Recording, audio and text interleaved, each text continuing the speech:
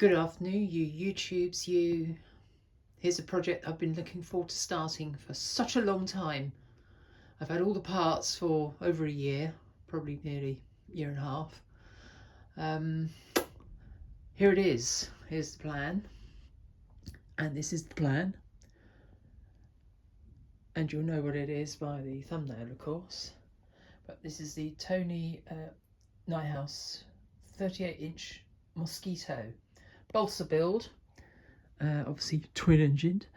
I'm going to try and make the engines work, which were a gift from the absolutely adorable Martin Lee. You know him as Flanker Tanker on YouTube. When he crashed his Hobby King Lancaster, quite catastrophically, it went down, lots of control. He had a lot of bits on his hands, and he very, very kindly has given me two of the engines and the wiring to make the pair of engines work, so a twin motor setup. Needs to be tested to see if it works. Hopefully it will, but that's the plan for this 38-inch Tony Nijhuis Mosquito, to have two of the engines from the Hobby King Lancaster. It should go fairly well. The Lancaster's overpowered, I think, with its 4 engines. So, and that's a what, 53-inch wingspan. This is only 38, and hopefully it will go like a little train. Anyway, YouTube, the process begins. Oh, by the way, it's Thursday, the 2nd of November, 2023. Just as a little timeline. So let's dive in. Here we go.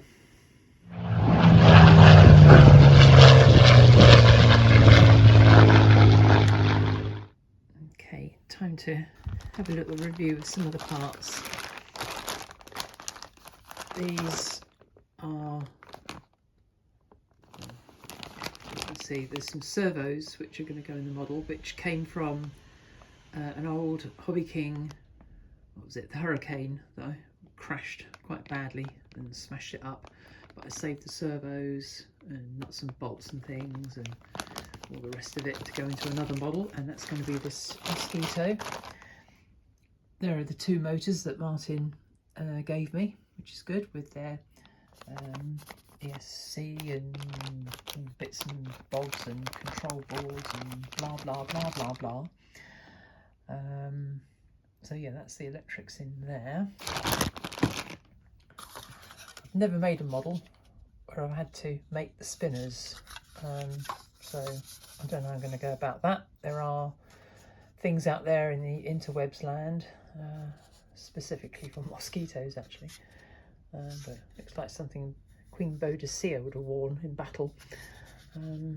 That of course is the canopy. Protective film, remove before using. Yeah, a couple of pilot figures from Vintage Model Company at the correct scale. I think the scale of this is 1/17 of full size, so pilots are 1/18, but who cares, it's close enough. They'll get all painted up and sat in a cockpit.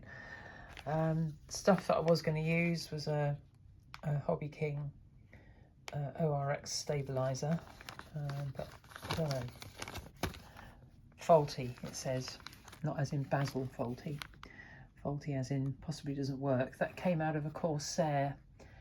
When I bought the Corsair, they gave you a brand new gyro to put in. That's the faulty one. But anyway, I think what I'm going to do with this model, considering all the amount of work I'm going to be putting into it, I'm going to put a Spectrum AR631, I think that's the thing, with safe on it, because I don't want this stoving into the ground like my hobby, like my E-Flight Corsair did a few months back.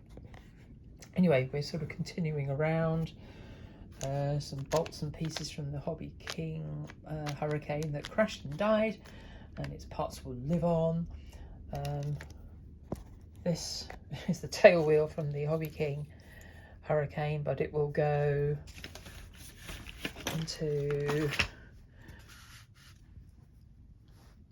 back of the fuselage of the Mosquito and look quite decent. The Mosquito, by the way, is a belly lander, no retracts. I think I will probably amend mine to have flaps, as well as aileron, elevator, rudder. I think this was designed, the Nijhuis plan is for 3 channel, but mine's going to be, well, 5, 6 including the safe select. Anyway, can't wait to get started on this beastie. But the first thing is going to be to see whether this pile of electronics work. Anyway, onwards, onwards YouTube.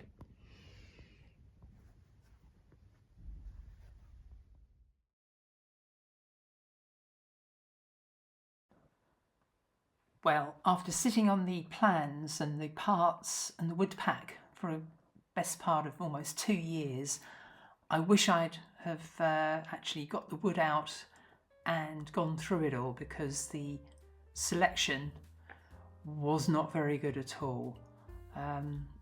The wood for the wings is slightly too thin, so you can't really add that back. And the fuselage sides were too different in their wood strength. One side's like oak and the other side's like butter, which was going to bring its own unique challenges to the build. Also, the parts labelling, the laser parts labelling on some of the components differed from what they were called on the printed plan.